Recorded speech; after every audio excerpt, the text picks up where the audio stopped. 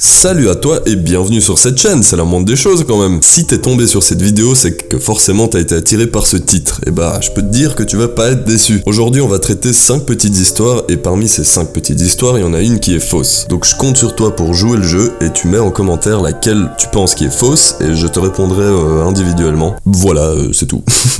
Il se coupe le pied pour ne pas aller travailler. Apprenant que son allocation chômage allait lui être retirée s'il refusait un poste proposé par le Pôle emploi autrichien, bah bravo monsieur, un homme de 56 ans s'est coupé le pied avec une petite scie électrique et l'a ensuite jeté au feu pour que les médecins ne puissent pas le lui recoudre. D'accord, les secours sont intervenus à temps pour lui sauver la vie. L'homme ayant perdu beaucoup de sang, souffrant de dépression, il est sans emploi depuis 2003, excepté quelques petites missions. Et bah on commence cette vidéo sur une touche de joie. Les œufs cuisinés à l'urine. Dans la ville chinoise de Dangyang, au printemps, en 2 étals, on peut trouver un mets ancestral qui a des vertus médicinales. On les appelle les œufs de petits garçons vierges. Je sais pas si c'est très légal tout ça. Cuits et marinés pendant 24 heures dans de l'urine provenant d'écoles primaires. Ils sont ensuite vendus jusqu'à 2 fois le prix d'un œuf classique. D'accord, donc si vous savez pas quoi faire de votre vie, vous achetez des œufs, vous pissez dessus et vous allez les vendre.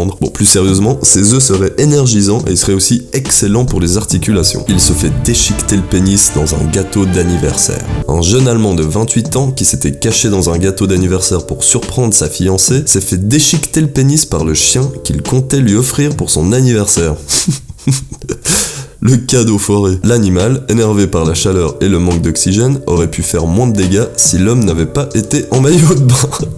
Ça me paraît plutôt logique. Une millionnaire réclame 250 000 $ à un SDF. Une américaine ayant gagné 1 million de dollars il y a 3 mois à la loterie réclame aujourd'hui le ticket gagnant qu'elle a offert à un SDF. C'est du joli, madame. La jeune femme distribuait régulièrement des billets de 100 $ aux sans-abri qu'elle croisait. Ça, c'est très bien. Par contre, leur redemander de l'argent après, c'est pas très bien ça. Jusqu'au jour où l'un d'entre eux eut gagné 260 000 $ à la loterie, grâce à un ticket à gratter glissé en plus du don de la chanceuse. Celle-ci affirme aujourd'hui que le ticket s'est retrouvé là par erreur et réclame son dû. Écoutez madame, je pense qu'il en a bien plus besoin que vous de cet argent. Et enfin, 5e et dernière histoire, le juge qui résout ses affaires grâce à la coca. En Bolivie, mâcher des feuilles de coca dont on extrait la cocaïne est chose courante. Mais un juge fraîchement élu au tribunal constitutionnel, la plus haute instance du pays, ne se contentait pas de les mastiquer. Il consultait aussi ces feuilles, à qui les chamans prêtent des vertus divinatoires, pour prendre une décision lorsque se présentait un cas compliqué. Scandale assuré. Bah ouais,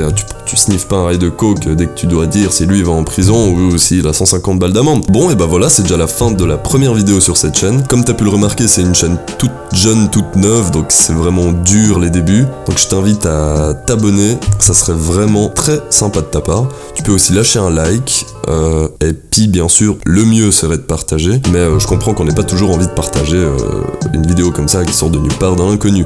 Mais bref, mettez en commentaire selon vous laquelle est la fausse et je viendrai vous répondre le plus vite possible. Allez, à bientôt, ciao.